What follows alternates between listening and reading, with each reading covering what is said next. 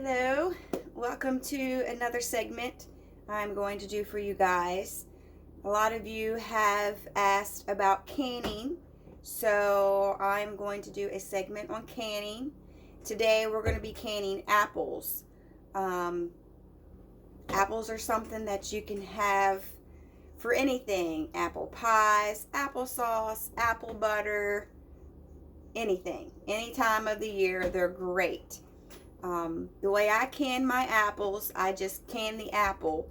I don't put in the cinnamon and the sugar or the nutmeg or anything that I would use in my pie filling. I like the option of having just a jar of apples and being able to use them for anything that I want. I can pull out a jar and say, hey, we feel like applesauce for supper. So I dump them out and I can mash them up and we'll have applesauce. Or I want to make an apple pie, turn it into the pie filling. Oh, I need some apple butter. Open up the jar and go ahead and make the apple butter. I am going to touch base a little bit on the canning, what you're going to need. You're going to need everything that I talk about for any kind of canning. Whether it's your green beans, your squash, your tomatoes, corn, peas, lima beans, anything. First, you're going to need a canner. This is my canner. I have the Presto pressure canner. This allows me to pressure can anything, and it also allows me to do a water bath. The canner itself, right here,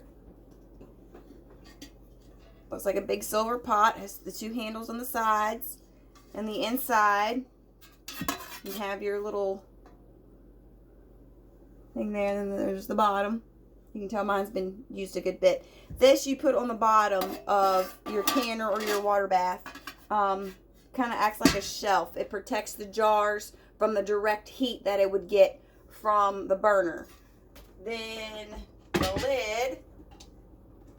When you're doing a water bath, you don't have to put a lid on, but I recommend covering it because it keeps the water from bubbling out. And if it's a long processed water bath, you're going to have to keep on, adding water to it. So I just put a lid on. It's easier. This is your lid. On the inside of the lid here on the lip has a rubber ring. Okay. You're going to want to inspect this piece every time you use your canner. You're going to want to make sure that the rubber is still intact, so it's not cracking anywhere, that it fits tight up against your lid, because when you're pressure canning or even water bathing, you're going to want to keep most of, that steam in there, especially when you're pressure canning. You don't want any steam to escape, so it keeps the pressure built up in the pot. Make sure there's no holes. You're going to make sure that it's nice and clean. On the top here, I've already put it on here, is my pressure gauge for the pressure canning. What happens with your pressure canning is you'll put the lid on, seal it tight, and once it heats up to a certain temperature, steam is going to start coming out of this little hole. I like to, it reminds me of a train when the steam comes out. You're going to want to make sure that this hole is clear all the way through. You want to see daylight through it, through here.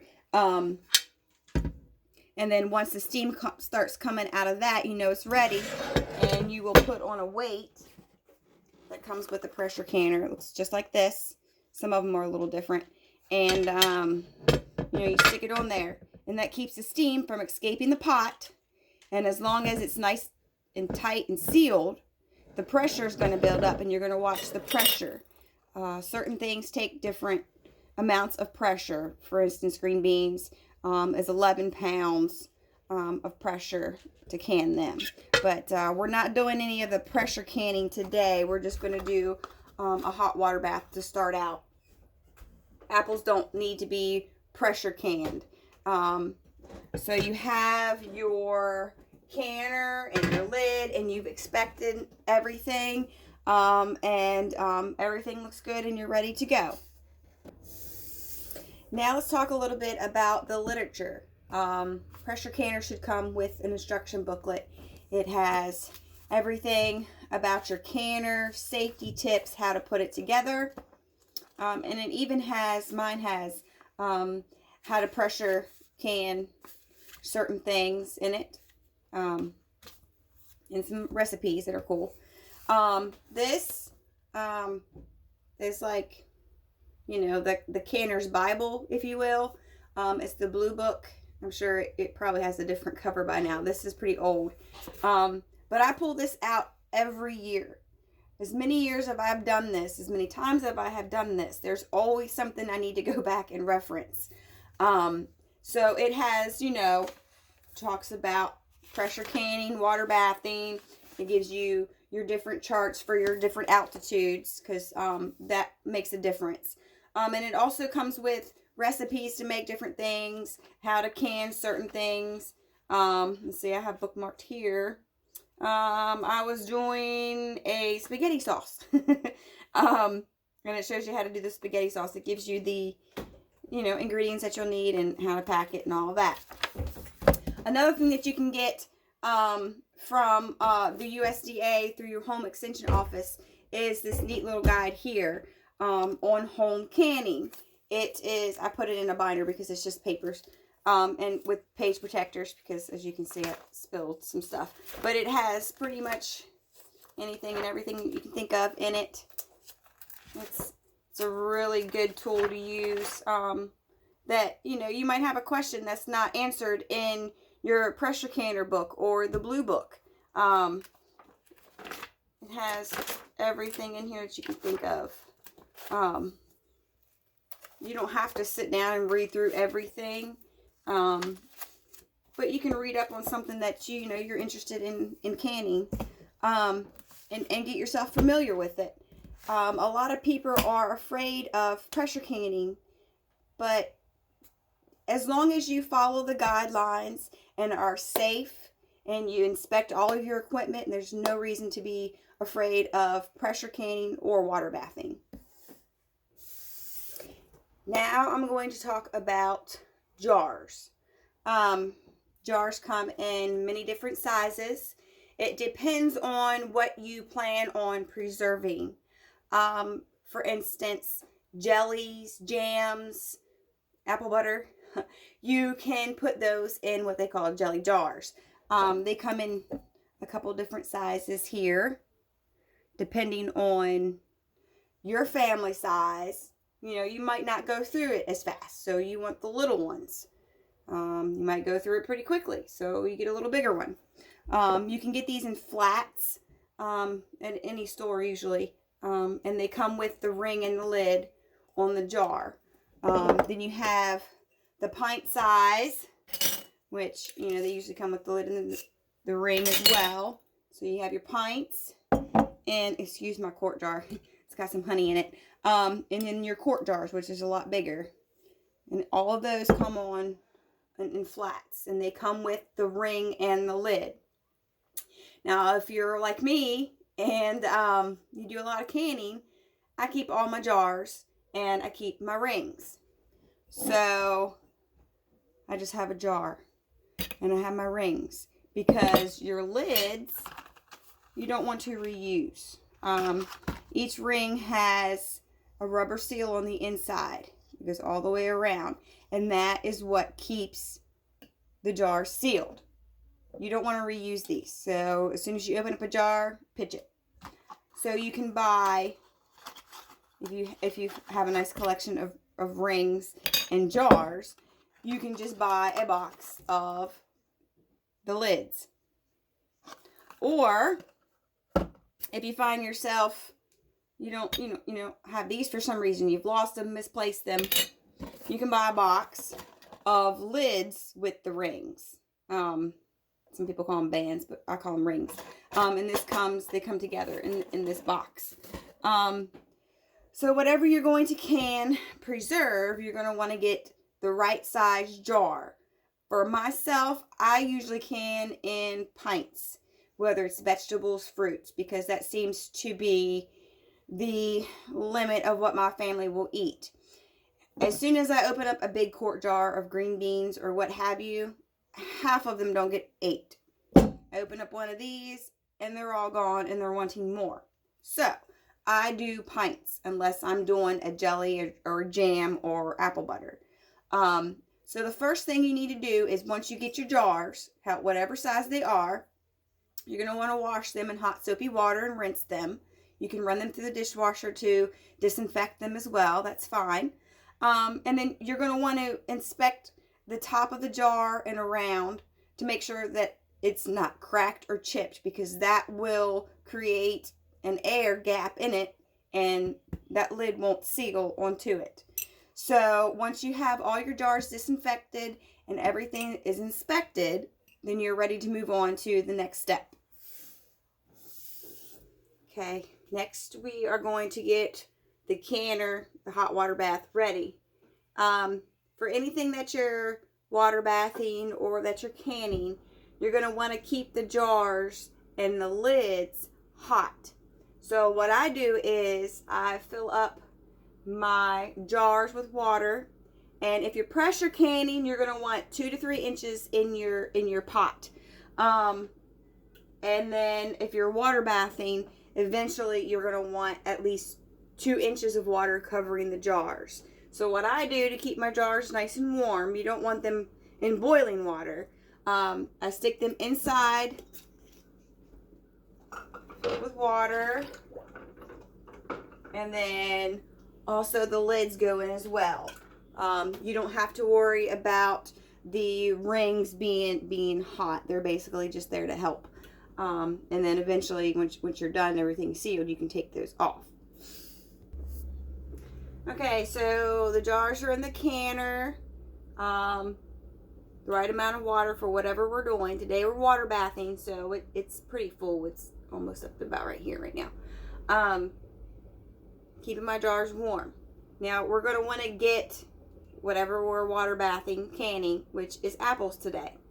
The apples that you get, you want to make sure that they're nice and fresh.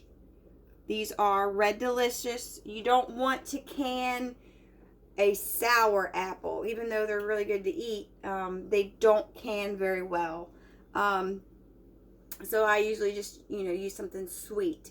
And what you're going to do is, if you have a very nice apple peeler that, you stick onto the side and you crank it and it peels the apple. Wonderful.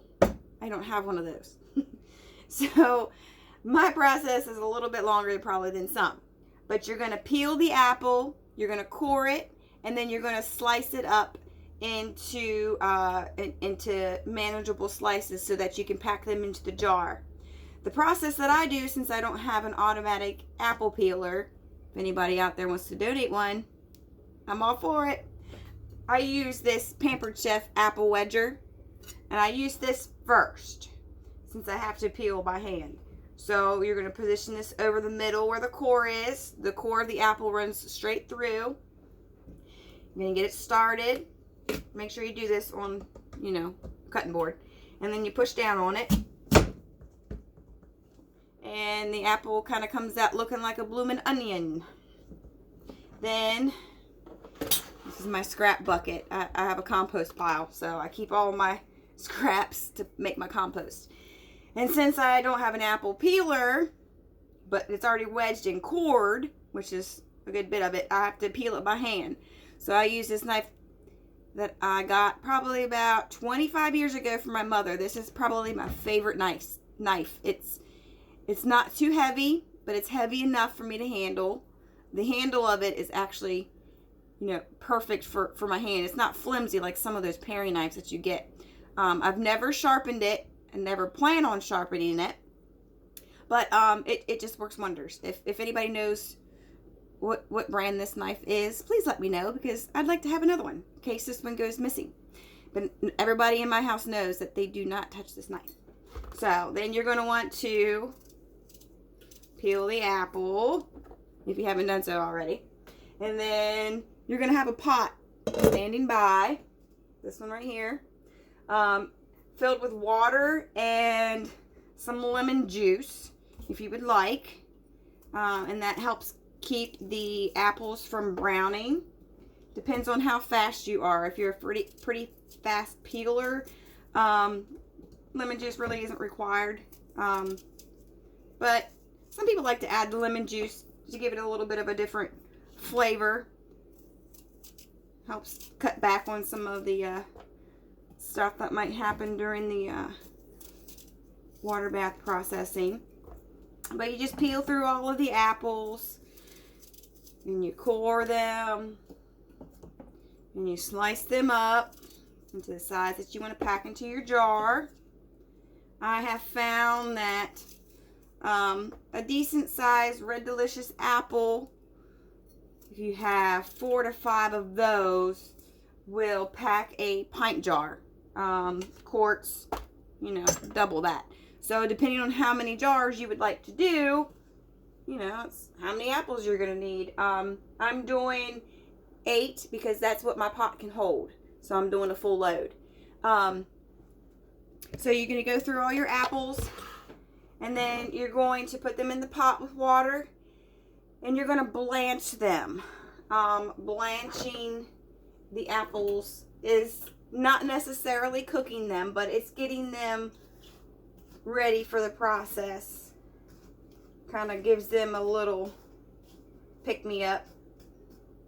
A lot of vegetables will be blanched as well in the canning process. Some vegetables you can what they call a raw pack.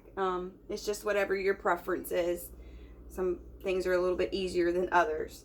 So I'm going to go ahead and blanch the apples, and then we'll be right back.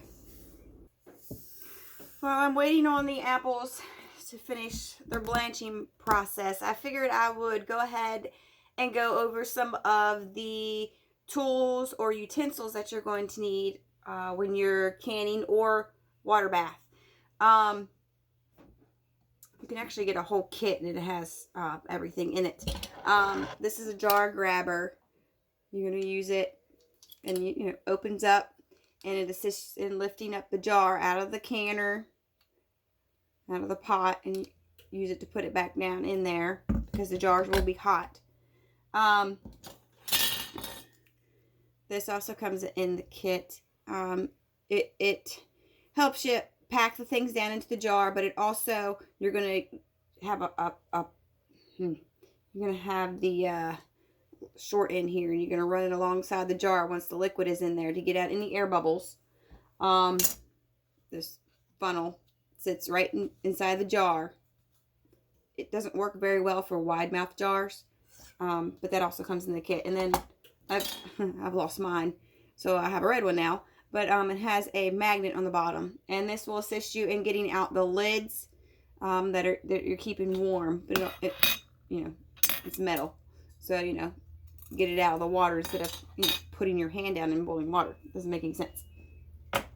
And also a good ladle is always good to have, because you're going to ladle in the hot liquid into the jar after it is packed.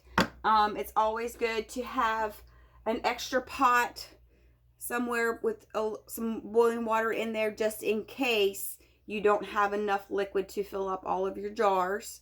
Some people, when they're doing apples, will use apple juice in with the mixture. Gives it a little bit of a different flavor. I personally don't. I just use the water that they were blanched in. Same thing, if I blanch other vegetables, I'll use the liquid that they were blanched in. If I raw pack, I just do a pot of boiling water. As time goes on, you'll get to know exactly by looking at your pot that you use about how much you're going to need. You get used to what setting things are going to be on after so long. I keep my cutting board here for when I do my packing of my jars and ladling in of the liquid, only because I kind of make a little bit of a mess sometimes, and it just helps keep all the liquid and everything there. You're also going to need a nice tea towel or a paper towel for wiping off the rim of the jars before we put on our lids and rings. Okay, so my apples have finished blanching. I've turned off the stove, but I'm going to leave them on the heat. That helps keep the liquid warm. And our canner water bath pot has been over here, and the water is staying a consistent temperature, keeping my jars and my lids warm.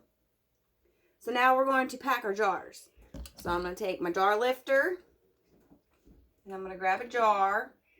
Y'all can see this. Pour out the water. The jar's going to be very, very hot, so please be careful. I'm going to set it on here. Now, you can pour out the apples and filter out the liquid into another pan, or to save a step, kind of like what I do, you can grab a couple apples here, get out the liquid, and then you're going to put them in the jar. So you're going to want your funnel, and you're going to put them in the jar.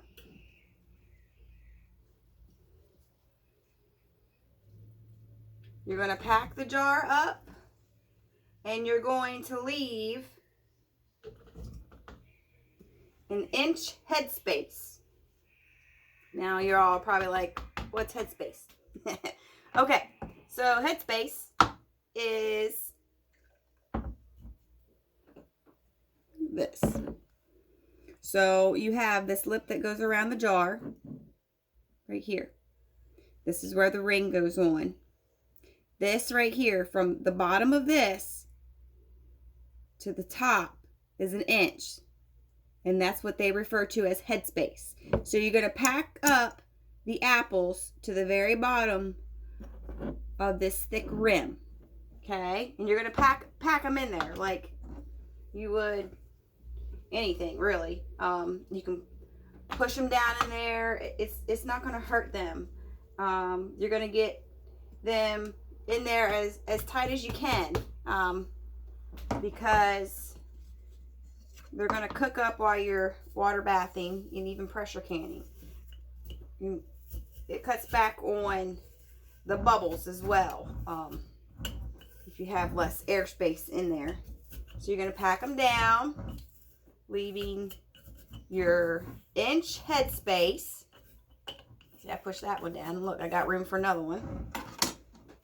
Let's add another one. Let's see. That one might fit, and that one kind of little. Okay, so that's packed up, leaving my inch headspace.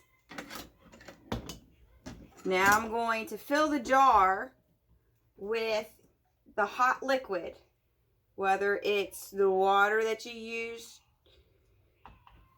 to blanch the apples, apple juice, just regular boiling water. And you're going to fill this up, and you're going to leave a 1/4 inch headspace. Your 1/4 inch headspace, the jar's going to be hot now since it has the hot liquid in it. Your 1/4 inch headspace is from here up. Okay, I measure an inch with my thumb because my thumb's an inch from here. So there's your inch here, and then you're going to leave a 1/4 inch. So just right at this second little band that goes around that the lid connects to.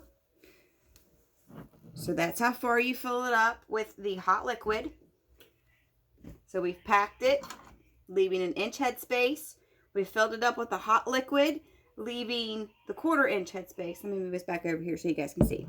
Now I'm going to take this and I'm going to slide it down behind everything, and it's going to get out all the air bubbles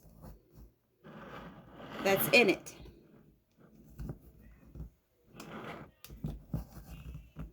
Some of the apples will move around. That's fine. Or whatever you're canning. And you're going to get out all the air bubbles. That little guy. If you find something that likes to float, you can, what they call seat belting it in, you can lap it over another one underneath the lip of the jar, and it'll help keep it down. And get out all of the air bubbles. Next, you're going to take your little magnet, And you're going to get out a lid that you're keeping hot. Lay it right here. Before I put it on, I'm going to take my rag or paper towel and I'm going to wipe off the top of the jar where the lid is going to sit. Make sure it's nice and clean and dry so that we get a good seal. And we lay the lid on top. Take a ring and you're going to screw it on. Hand tight. Okay? Take the jar lifter again and you're going to put it back in the pot. Like so. And you're going to repeat that for the remainder of your jars.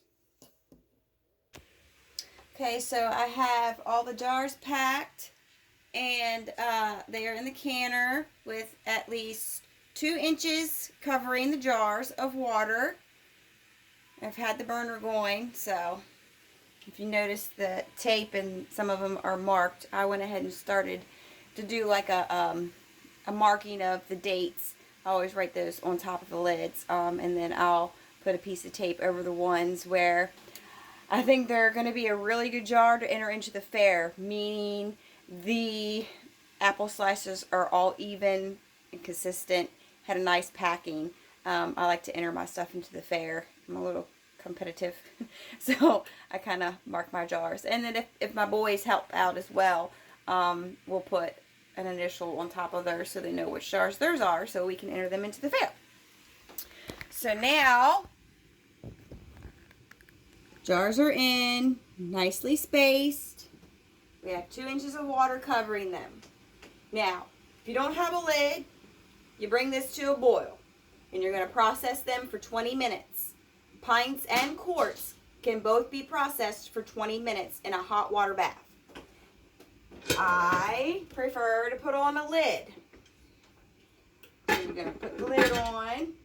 You'll feel it kind of go down. And then you're going to, like this, and it's even all the way around.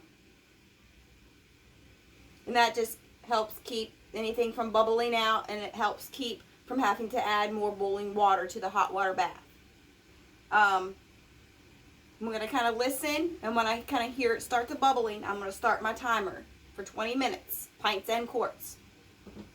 If you're pressure canning, you're going to wait until it starts to bubble, and you're going to see steam come out, and that's when you know to put your weight on to start building up the right amount of pressure for whatever you're pressure canning. You're going to keep an eye on that pressure because you want to keep it consistent. So, for instance, green beans, 11 pounds. If it starts getting over 11 pounds, you better back that heat down. I have done this for so long, I know where my setting is on my stovetop. The first time I used the glass stovetop, it was definitely a back and forth trying to keep that poundage at the right amount for the green beans. Anything can be pressure canned. Anything can be water bath. The part that I do as far as pressure canning goes, I do that because it cuts back on the processing time. If we pressure can the apples, it would be 8 minutes. That's it. This is 20 minutes water bath. That's fine. I can wait 20 minutes. Now, if I was to water bath green beans, it takes 3 hours. 3 hours of processing for a water bath. I don't have 3 hours. So, I choose to pressure can those. And those process at 11 pounds is 20 to 25 minutes, depending on what size jar you have. So, that cuts back on your time. But anything can be hot water bath, anything can be pressure canned. A lot of times I choose not to pressure can only because the fruit or vegetable that's in there can deteriorate pretty easily. So you don't want it cooking as long. So with the apples, I'm just going to do a hot water bath. Tomatoes, I do the same way. Peaches, I do the same way. Squash, same way. So we're going to go ahead, and I hear it bubbling, so I'm going to start my time, and I will check back with you in 20 minutes. Okay, so I processed the apples in a hot water bath for 20 minutes. And, of course, I turned off the heat. and I let them sit, and then I slowly undid the lid and kind of held it off to the edge and let some of the steam out. And then eventually I took off the lid and let the water cool down. And then I took my jar lifter and lifted them out and sat them over here to cool. And what I do is I set my jars out on the towel here because they'll be wet, and then I'll cover them up with another tea towel to protect them. There is a story about my great-grandmother. When she was canning, she was bringing out jars and she had them sitting out, and Grandpap came in through the door and a really cold breeze came through and it busted the jars. So you don't want to have a big temperature change. If you're pressure canning, when you turn it off after processing, you're going to want to have that pressure go all the way back down to 0 before you lift up that lid.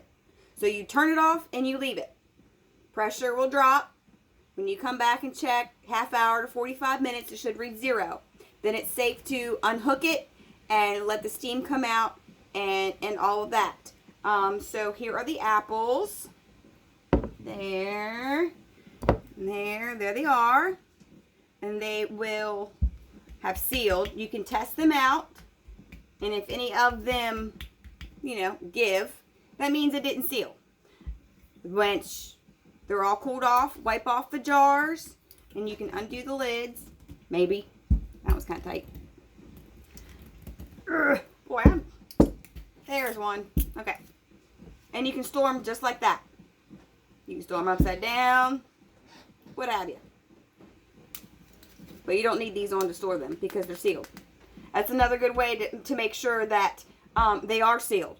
If you take off the lids and you store them somewhere and you hear a pop or you see that it's been lifted, then you know the lids are on them. You don't know if this is popped without pushing down on it. So that's the process of canning the apples, and they're ready to go. I'll pop one open and I'll use it for whatever I want. I can make apple butter, I can make applesauce, I can add it into my apple pie, or we can just have fried apples for supper, or just open them right up and eat them out of the can because they are delicious. Thanks for sticking out this long video with me. I know it's kind of a long process to watch. Feel free to ask me any questions, message me. I will be more than happy to answer any questions that you possibly can have, because I know this can be somewhat confusing.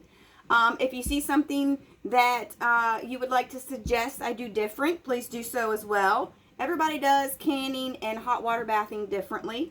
I have found that the process that I use is the most efficient for me. By any means, you don't have to do it my way. Make sure you follow the guidelines that are in the